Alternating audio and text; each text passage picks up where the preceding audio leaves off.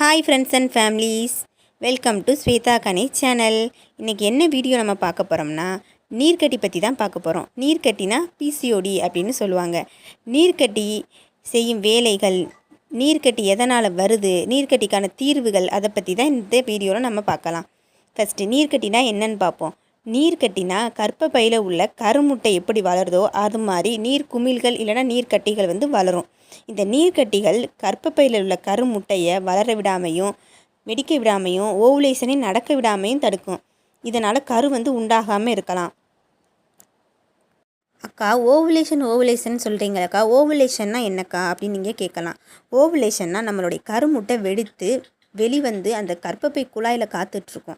அந்த நேரத்தில் ஸ்பெர்ம் உள்ளே போய் அந்த கருமுட்டையை ரீச் ஆகி கர்ப்பப்பையில் செட் ஆகும். அப்போ தான் ஒரு ஆரோக்கியமான கரு உருவாகும். இந்த ப்ராசஸையே இந்த நீர்க்கட்டி நடக்க விடாமல் தடுக்கிறது. இந்த